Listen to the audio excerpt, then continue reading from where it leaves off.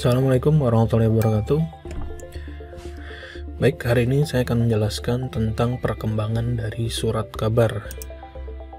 Oke, kita langsung ke slide. Pertama-tama kita bahas dulu apa itu media massa. Jadi media massa di sini itu adalah sarana komunikasi massa atau channel of mass communication.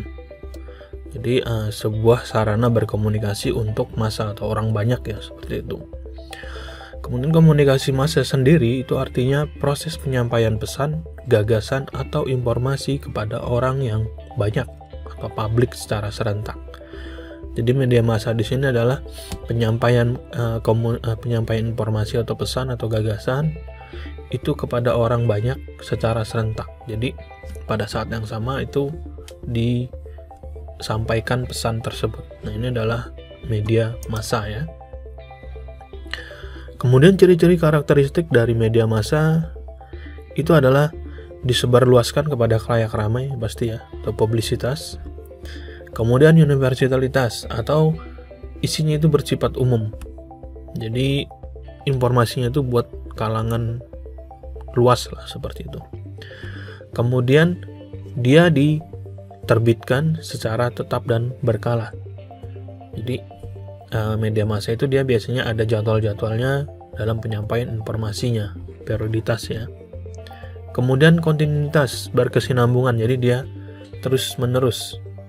Itu adalah media massa. Kemudian berisi hal-hal baru atau aktualitas. Jadi informasi yang berisi pada sebuah media massa itu adalah informasi yang disebarluaskan secara publisitas ya. Kemudian dia disebarkan bersifat umum, kemudian dia ada masa waktunya, kemudian dia berkesinambungan, dan berisi berita-berita baru lah atau hal-hal baru. Nah, ini adalah media massa ya. Jenis-jenis media massa adalah contohnya pertama media massa cetak atau printed media. Jadi dibagi lagi. Printed media ini contohnya kayak koran, majalah, kemudian apa ya? Pokoknya yang dicetak lah, seperti itu. Kemudian ada media massa elektronik media, ini contohnya kayak radio, kemudian TV. Nah, itu adalah media massa elektronik. Kemudian media massa online atau cybermedia, ini adalah media massa yang bersifat digital.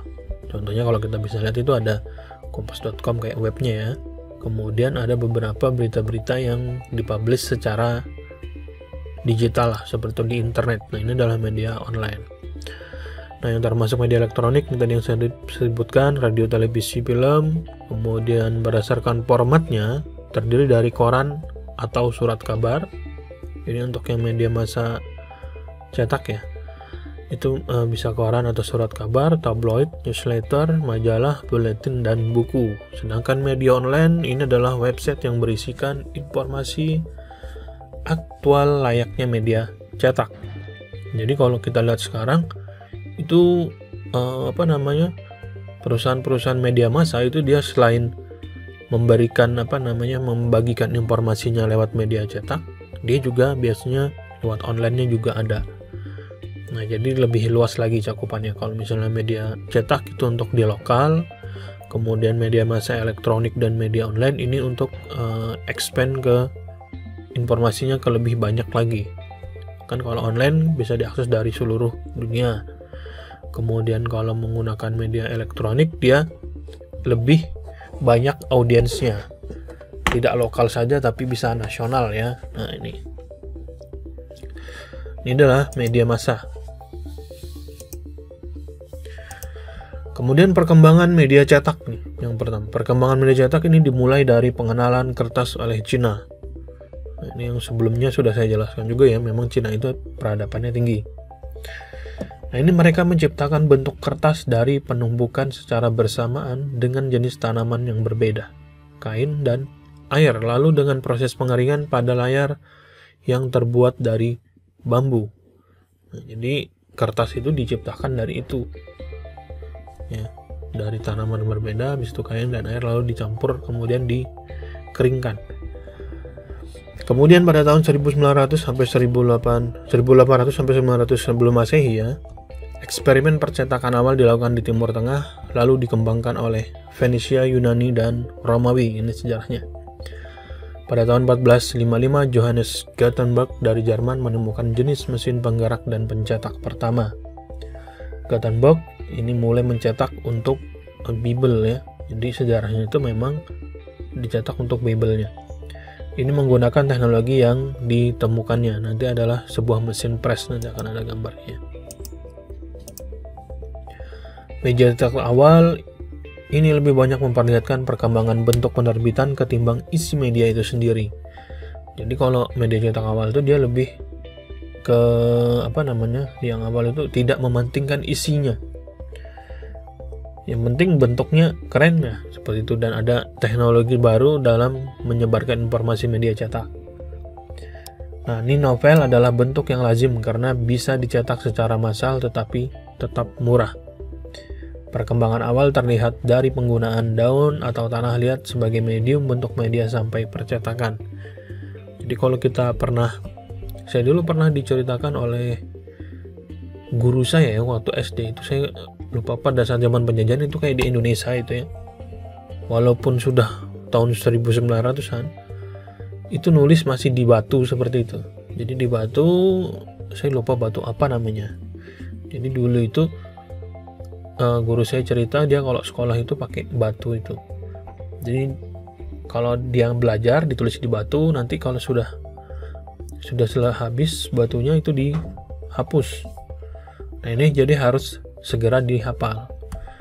Nah ini kalau kita lihat perkembangannya dari daun atau tanah liat sebagai medium untuk media sampai ke percetakan. Nah Johann Gutenberg ini menyempurnakan alat cetak yang mampu mencetak secara terbatas. Jadi dia menciptakan sebuah alat yang bisa mencetak tetapi terbatas, tidak banyak seperti saat ini bisa sekali cetak ada ribuan ya.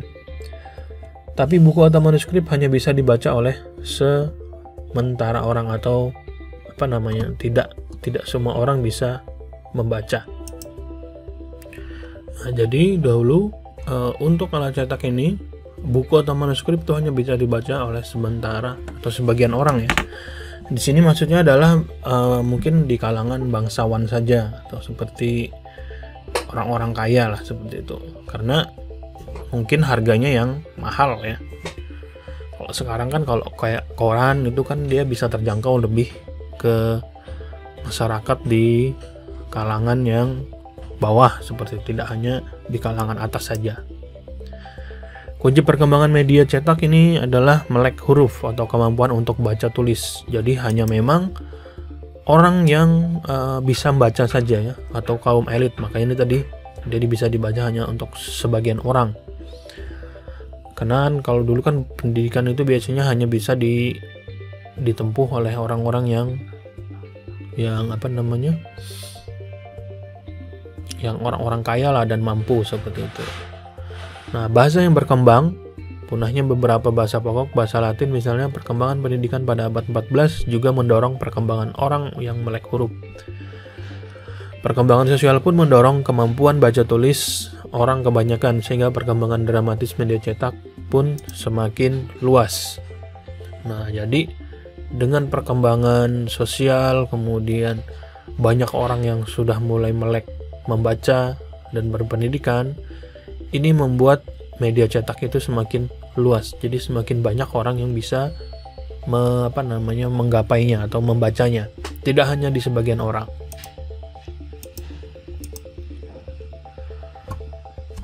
Untuk perkembangan dari media cetaknya, teknologi mesin cetak Gutenberg ini mendorong juga peningkatan produksi buku menjadi hitungan yang tidak sedikit ya. Walaupun dia terbatas, cuma kan lebih cepat daripada tulis tangan manual seperti itu. Nah, teknologi percetakan sendiri ini menciptakan momentum yang justru menjadikan teknologi ini semakin mendorong dirinya untuk berkembang lebih jauh. Mulai muncul broadside, ballads yang berisi syair lagu yang populer. Muncul juga chapbook sebagai buku murah yang menggabungkan puisi, balada, atau prosa pada sejumlah besar orang. Muncul juga perpustakaan yang juga berpengaruh pada masalah percepatan makna buku dalam masyarakat. Perkembangan dramatis buku sampai bisa menerbitkan dan menjual 600.000 kopi pada awal abad 20. Nah, jadi dengan ditemukannya teknologi mesin cetak ini mendorong peningkatan produksi buku ya. Karena walaupun terbatas, dia lebih cepat atau lebih banyak dia menghasilkan cetakan daripada yang manual. Nah, media cetak di Amerika juga berawal berkembang melalui buku-buku rohani. Jadi di beberapa negara bagian itu memang tidak menutup kemungkinan ya, kan itu ada misionaris lah seperti mereka untuk menyebarkan agama itu menggunakan buku-buku seperti itu. Nah, makanya Bible itu dicetak untuk pertama kali. Sampai pada akhirnya terbitlah apa yang disebut dengan almanak, yaitu buku non-agamis. Nah, jadi buku-buku di awal-awal penerbitan itu memang buku-buku untuk rohani. Kemudian terbitlah sebuah almanak yaitu buku non-agamis. Ini perkembangan buku non-rohani mendapatkan tempat di Amerika. Sampai Benjamin Franklin menemukan cara untuk mengembangkan media cetak tanpa harus ada embel-embel agama. Nah, jadi dia bisa mencetak buku atau informasi selain agama isinya itu untuk dicetak secara massal. Nah, oke, berikutnya saya akan menjelaskan jenis-jenis media cetak ya. Ini yang pertama jenis media cetak koran. Ini yang sering kita ketemu ya, atau kita baca lah seperti itu. Nah, koran ini dari bahasa Belanda atau krant ya, dari bahasa Prancis atau courant ya. Atau surat kabar adalah suatu penerbitan yang ringan dan mudah dibuang. Biasanya dicetak pada kertas berbiaya rendah yang disebut kertas koran, yang berisi berita-berita terkini dalam berbagai topik. Topiknya bisa berupa event politik, kriminalitas, olahraga, tajuk rencana, bahkan cuaca ya. Surat kabar juga biasa berisikan kartun, TTS, dan hiburan lainnya. Jadi kalau koran di sini adalah identik dengan jenis kertasnya yang sekali pakai mudah dibuang gitu ya. Atau kalau di Indonesia dipakai koran itu untuk bungkus-bungkus bungkus makanan lah seperti itu. Nah, ini dia berbiaya rendah karena jenis kertasnya yang murah, tipis, dan tidak terlalu kokoh juga dan terbuat kalau kena air sedikit aja sudah rusak ya, seperti itu. Ada juga surat kabar yang dikembangkan untuk bidang-bidang tertentu, misalnya berita untuk industri tertentu, penggemar olahraga tertentu, penggemar seni atau partisipan kegiatan tertentu. Nah, jadi koran ini itu biasanya diterbitkan sesuai dengan keperluan komunitasnya. Misalnya ada yang untuk kayak motorsport ya kalau nggak salah, koran yang untuk otomotif itu ada sendiri. Kemudian ada yang isinya berita olahraga tertentu, ada yang koran yang untuk seni saja atau partisipan kegiatan tertentu ya. Ya misalnya kalau kita lihat itu ada beberapa koran itu jenisnya macam-macam. Jenis maksudnya bukan jenis kertas korannya ya, topik yang dibawakan di dalam koran itu. Nah, ini untuk media cetak koran. Jadi surat kabar umum biasanya diterbitkan setiap hari, kecuali pada hari-hari libur. Tapi kalau sekarang kan setiap hari ya, setiap hari libur juga terbit koran-koran. Surat kabar sore juga umum di beberapa negara. Selain itu juga terdapat surat kabar mingguan yang biasanya lebih kecil dan kurang prestisius dibandingkan dengan surat kabar harian, dan isinya biasanya lebih bersifat hiburan. Nah, kalau surat kabar yang bersifat setiap hari terbit itu biasanya menampilkan berita-berita terbaru. Ya, ada berita hari ini besok diterbitkan.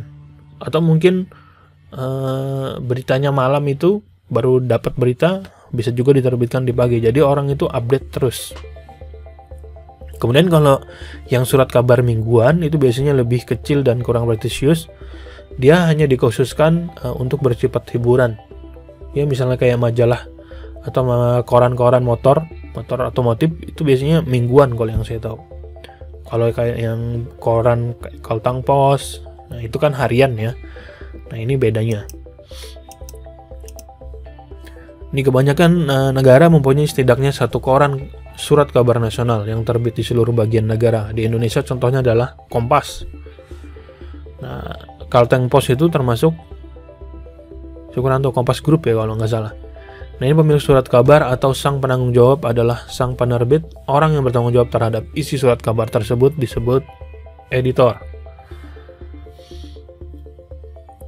Ini penanggung jawabnya adalah penerbit, kemudian yang bertanggung jawab tentang isinya atau konten di dalam surat kabar itu adalah editor ya. Editor surat kabar. Nah, untuk format surat kabar modern biasanya terbit dalam salah satu dari 3 ukuran berikut. Yang pertama, broadsheet ukuran besar 29,5 kali 23 inci. Ini biasanya berkesan lebih intelektual. Itu kayak majalah gitu ya. Ini kan hampir seukuran folio lah, kayak majalah Tempo seperti itu. Kemudian tabloid, ini setengah ukuran broadsheet dan sering dipandang sebagai berisi kabar-kabar yang lebih sensasional, tabloid. Kemudian berlinear atau midi, ini 470 kali 315. Ini digunakan surat kabar di Eropa seperti Le Monde. Ini adalah koran-koran yang biasa kita tahu ya, dia lebih besar. Sejak tahun 1980-an ini banyak surat kabar yang dicetak berwarna dan disertai grafis. Ini menunjukkan bahwa tata letak surat kabar semakin penting dalam menarik perhatian pembaca. Jadi mungkin di awal-awal dulu itu koran itu hanya berisi teks saja. Tapi saat lebih ke sini, lebih perkembangan teknologi komunikasi, kemudian sebuah koran itu bisa dipasangin iklan ya. Kemudian supaya orang lebih senang membaca koran itu dia disertakan gambar-gambar serta grafis. Nah, ini biasanya akan terasa berbeda. Mungkin kalau kalian pernah baca beberapa koran media cetak yang biasa-biasa saja dengan yang sudah terkenal, itu pasti berbeda isinya. Dia terlihat dari kontennya, kemudian tata letak layoutnya, nah itu akan berbeda.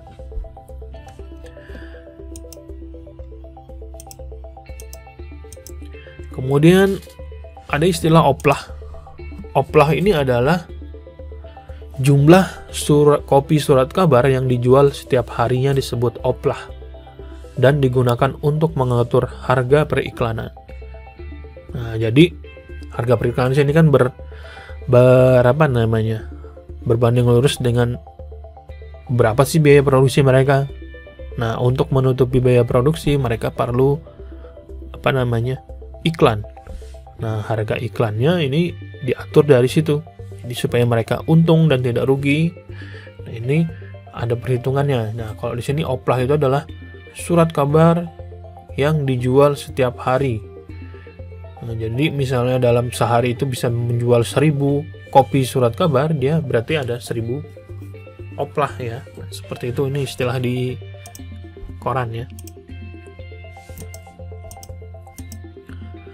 Ini koran dan politik. Jadi di negara-negara barat, pers disebut dengan sebagai kekuatan keempat setelah kaum agamawan, kaum bangsawan, dan rakyat. Atau biasanya kalau kita dengar sekarang itu dampak media ya. Jadi media ini dia memiliki tempat untuk di politik.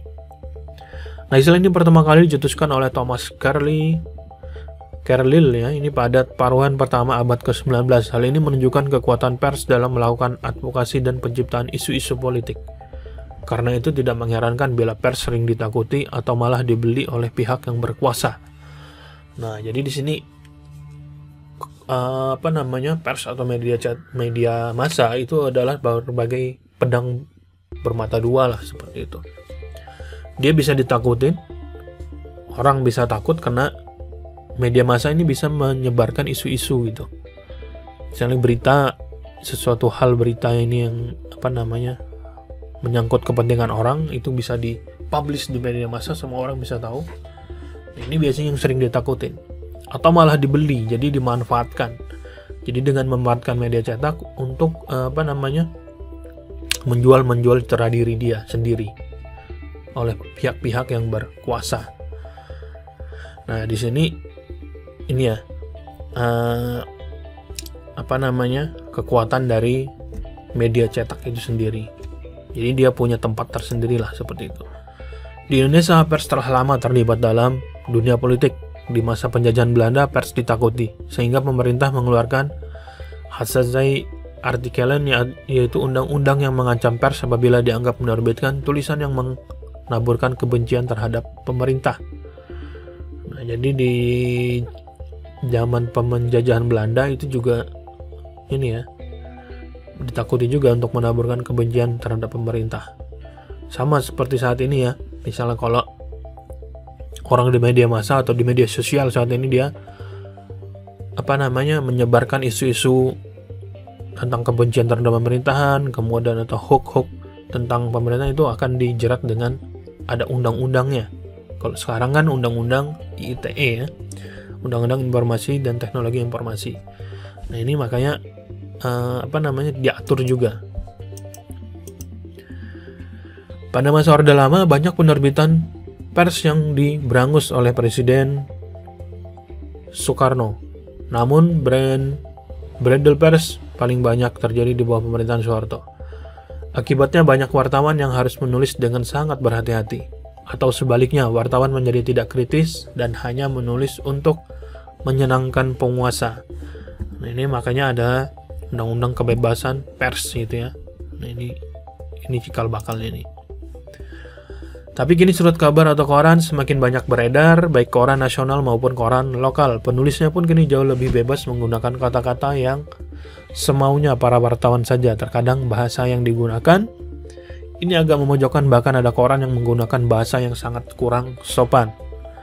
Nah, nanti makanya ada etika publikasi, ada etika pers dan lain-lainnya, itu sudah diatur seperti itulah, tapi ini tetap saja ada yang seperti itu. Bahkan saya pernah melihat beberapa surat kabar itu yang misalnya kayak foto gitu ya, foto kecelakaan itu yang darah-darah itu tidak disensor. Nah, itu ada sebagian. Tapi kalau media-media cetak atau koran yang besar kayak sekelas Kalteng Pos atau Tempo itu nggak akan kita temuin seperti itu.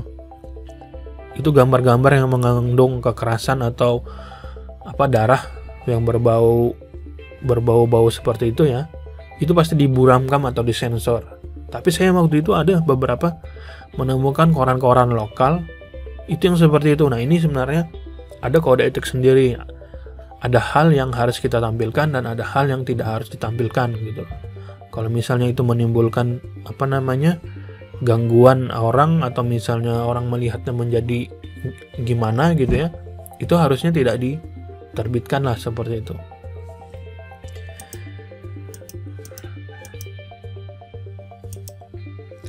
Nah, itu kemudian majalah ya. Majalah ini adalah penerbitan berkala yang berisi bermacam-macam artikel dalam subjek yang bervariasi. Ini majalah sesungguhnya berkembang di Inggris. Majalah pertama kali berisi tentang humor terseleksi dalam mingguan atau bulanan. Jadi tadi majalah itu awalnya hanya untuk hiburan ya. Dia dalam mingguan atau bulanan. Kalau majalah-majalah itu kan ada banyak juga ya, ada kayak majalah otomotif ada, kemudian majalah seputar penerbangan atau militer itu saya pernah lihat. Itu ada juga majalah tentang hiburan, misalnya tentang hobi. Nah, itu ada juga. Karya fiksi atau esai tentang politik, sastra, musik, dan sebagainya. Majalah ini biasanya diterbitkan mingguan, 2 mingguan, atau bulanan ya. Majalah biasanya memiliki artikel mengenai topik populer ditujukan kepada masyarakat umum dan ditulis dengan bahasa yang mudah dimengerti oleh banyak orang. Publikasi akademi yang menulis artikel pada ilmu itu disebut jurnal. Nah, ada juga jurnal-jurnal penelitian untuk publikasi research para ilmuwan, itu disebut jurnal, itu juga termasuk majalah ya.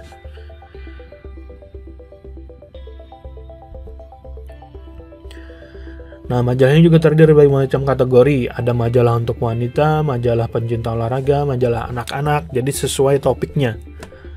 Topik karena dia berupa hiburan, atau misalnya hiburan, kemudian hobi, kemudian ilmu pengetahuan. Nah, seperti itu tergantung topiknya ya. Nah, ini jenis media cetak. Setelah tahun 1900-an banyak berkembang majalah baru, mulai berfokus pada ide atau genre tertentu. Ada majalah khusus wanita atau majalah bisnis. Harga majalah relatif lebih mahal dibandingkan koran. Ini Karena kita lihat kertas dan tampilannya itu berbeda. Kalau di kertas koran itu bentuknya buram, tipis. Kalau di majalah itu biasanya tebal, kemudian ada laminasinya dan mengkilat. Nah, ini yang membedakan kelihatan dari kualitasnya lah, seperti itu. Nah, ini teknologi percetakan ya, yang saya sebutkan tadi, Gutenberg Printing Press. Ini bisa kita lihat, itu bentuknya seperti ini. Dia menggunakan press manual tangan, jadi pakai tangan gitu di press. Nah, ini jadi di press, diputar seperti itu. Ini akan menekan ke bawah, dia akan mengecap atau mencetak. Hasilnya seperti ini. Kemudian berkembang di 1800-an itu mesin press juga. Ini juga manual ya. Ini ada tuasnya. Ini Stanhope Printing Press. Kemudian ini juga manual, Impresta Press Pigeon, Press 5 John Sherwin dari tahun 1860. Kemudian ada juga Reliance Printing Press. Ini juga sama, teknologinya menggunakan press tangan lah, seperti itu, manual. Nah, kemudian pada tahun 1812 ini ada mesin press Konings ya. Ini dia sudah mesin pertama yang menggunakan mesin uap. Sama mengadopsi teknologi dari punyanya si sampai tadi Gutenberg ya. Nah, ini pakai press, cuma pressnya tidak lagi menggunakan tenaga manusia. Mereka menggunakan tenaga uap. Nah, ini seperti ini ya mesin-mesinnya. Ini adalah mesin pengembangan dari Koenig Press. Coba kalau kalian lihat di internet itu, cari saja, itu ada banyak perkembangan punya Koenig Press ini. Nah, ini kita bisa lihat video tentang jenis-jenis media cetak ya.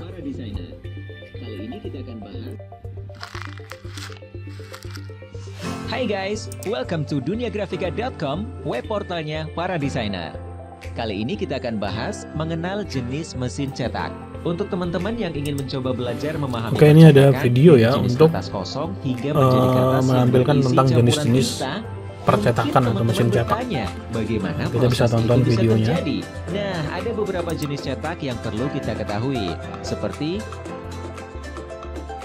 cetak offset.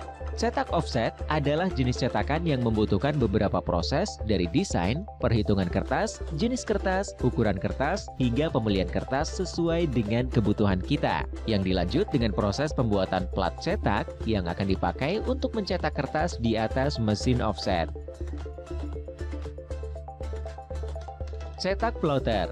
Cetak plotter adalah jenis cetakan yang menggunakan mesin besar. Biasanya media yang dipakai ada beberapa macam. Salah satu contohnya adalah bahan fleksi atau yang biasa kita kenal dengan sebutan banner. Plotter ini tidak terlalu banyak proses, hanya dari desain bisa langsung menjadi cetakan yang kita inginkan. Tentunya dengan media yang tersedia dan bahan yang kita inginkan. Cetak digital print. Cetak digital print adalah sejenis mesin fotokopi digital yang mampu mencetak warna dengan akurat dan efisien. Dan jenis cetakan ini juga tidak terlalu rumit, sama halnya seperti jenis cetakan plotter. Tapi jenis cetakan ini hanya bisa mencetak di atas kertas dan stiker vinil ataupun kromo dan hanya mencapai ukuran A3+. Jenis cetakan ini hanya menjadi alternatif apabila jumlah cetakan tidak terlalu banyak karena harga yang cukup tinggi dibandingkan dengan harga cetak memakai mesin offset. Dan berikut adalah mesin-mesin pendukung di dunia percetakan. Mesin laminating. Mesin laminating berfungsi sebagai pemanis sekaligus sebagai pelindung cetakan setelah proses pencetakan. Dan bahan yang digunakan adalah plastik tipis yang mengandung perekat. Umumnya adalah jenis plastik doff atau glossy. Plastik doff adalah jenis plastik yang lembut dan membuat jenis cetakan menjadi mati atau warna tertahan di dalam. Sehingga jenis cetakan yang dilaminating doff menjadi sedikit mewah atau eksklusif karena kelembutan dan kehalusannya. Sedangkan plastik glossy adalah jenis plastik yang sifatnya kebalikan daripada doff. Jenis laminating ini terlihat lebih mengkilap dari hasil warna cetakan sebelum dilaminating. Pada dasarnya, doff dan glossy mempunyai daya tarik tersendiri, dan ini tergantung kebutuhan teman-teman untuk memilih laminating yang mana. Tentunya kita harus menunggu permintaan pelanggan kita untuk memilih laminating apa yang akan digunakan. Dan biasanya untuk masalah harga, laminating doff sedikit lebih mahal daripada laminating glossy. Mesin UV atau vernis. Mesin UV sebagai pengkilap cetakan yang sudah kita proses. UV ini mirip dengan laminating glossy. Kedua-duanya membuat cetakan menjadi mengkilap. Hanya perbedaannya, kalau laminating glossy menggunakan media plastik untuk membuat cetakan, lain halnya dengan UV. UV menggunakan cairan kimia untuk mengkilapkan cetakan. Dan jika dilihat perbedaan cetakan menggunakan laminating glossy atau UV, hampir tidak ada bedanya. Kecuali jika kita raba kertas yang sudah diproses laminating glossy atau di UV, sangat terasa bedanya. Dan harga per senti untuk UV jauh di bawah harga laminating glossy. Jadi bisa dipakai juga kan untuk alternatif jika budget teman-teman pas-pasan. Mesin pond. Mesin pond berfungsi untuk membentuk suatu cetakan menjadi seperti yang kita inginkan. Misalnya dus produk handphone. Jika melihat bentuk dus ini dalam posisi terbuka atau belum berbentuk kotak, maka akan terlihat lekuk-lekukan yang sangat tidak mungkin dibentuk atau dipotong menggunakan mesin potong karena bentuknya yang berkelok-kelok. Disinilah peran mesin pond dibutuhkan. Tapi lekukan ini tidak akan terbentuk tanpa ada pendukung dari pisau pond yang sudah dibuat khusus dengan bentuk yang sesuai dengan apa yang kita inginkan. Mesin hot print. Mesin hot print atau yang biasa disebut dengan nama poly adalah mesin untuk mencetak dengan pita khusus atau bukan tinta yang disebut dengan foil. Teman-teman tahu kan tulisan yang ada di undangan? Ya, jenis tulisan yang mengkilap seperti emas atau silver dan biasanya dipakai untuk nama lengkap pengantin dan inisial pengantin, agenda, map, kop surat, dan lain-lain. Oke, itu tadi ya, kita bisa melihat jenis-jenis mesin cetak, kemudian jenis printnya. Nah, itu adalah perkembangan dari teknologi percetakan. Jadi kalau kita lihat di awal bentuknya sangat tidak canggih. Kalau sekarang itu sudah bisa canggih. Oke, itu saja yang bisa saya sampaikan. Mungkin jika ada pertanyaan nanti bisa di komen di diskusi di e-learning atau di komentar di YouTube ya.